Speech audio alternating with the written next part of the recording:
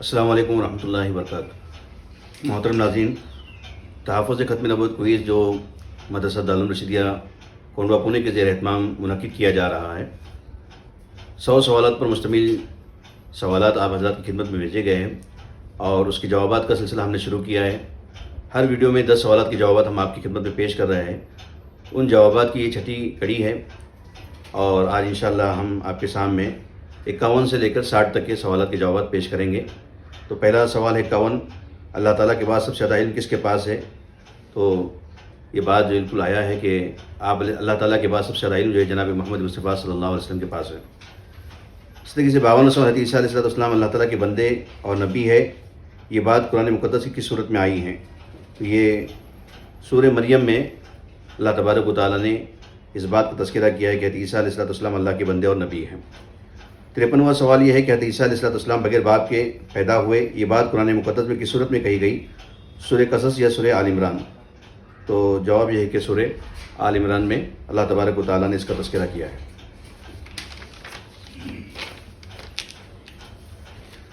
54واں سوال یہ کہ تمام صحابہ اکرام جنتی ہے؟ جواب ہے کہ ہاں، آپ علیہ السلام کے تمام صحابہ جنتی ہے۔ 55واں سوال یہ کہ صحیح العقیدہ متبع سنت شخص کو اللہ تعالیٰ کا کیا کہتے ہیں؟ ولی کہتے ہیں، نبی کہتے ہیں، رسول کہتے ہیں؟ یوں تو تمامی اس کا جواب یہ ہے کہ صحیح العقیدہ متبع سنت شخص کو اللہ تعالیٰ کا ولی کہتے ہیں۔ 56واں سوال ہے کہ شکیل بن حنیف کے ماننے والے کافر یا مسلمان؟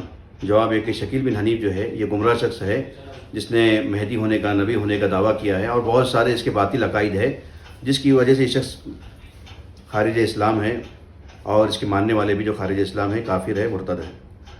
ختم نبوت کا صحیح مطلب کیا ہے؟ سلسلہ نبوت ختم اور مکمل، نبی کی موت سے نبی بنتے ہیں۔ جواب یہ کہ سلسلہ نبوت ختم اور مکمل ہو چکی ہے، یہ ختم نبوت کا صحیح مطلب ہے۔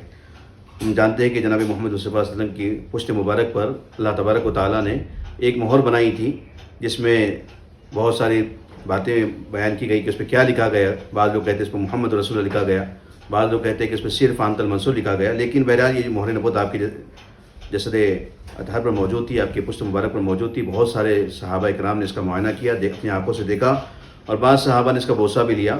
یہ جو ختم نبوت ہے اس کا مقصد یہ تھا کہ اب جو ہے سلسلہ نبوت جو سیدنا آدم علیہ السلام سے چل کر آپ علیہ السلام تک پہنچا ہے، یہ آپ پر ختم کر دیا گیا، اب آپ کے بعد کوئی نبی نہیں ہوگا۔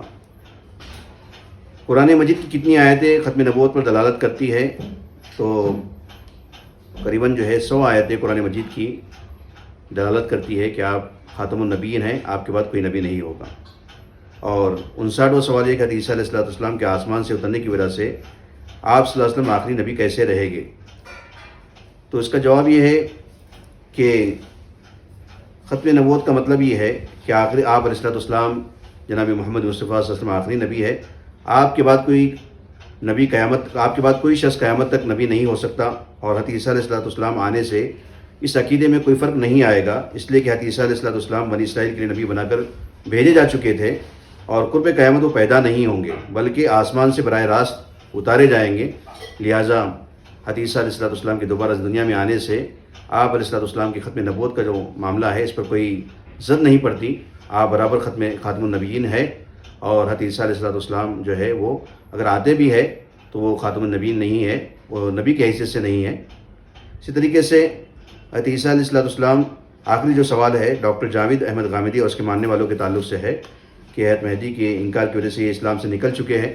صحیح جواب یہ ہے کہ جاوید احمد غامدی جو ہے یہ شخص گمراہ ہے اور دائرہ اسلام سے خارج ہے، لہذا جو شخص اس کو مانے گا، اس کی پیروی کرے گا، وہ بھی اسلام سے خارج ہے اور گمراہ شخص ہے۔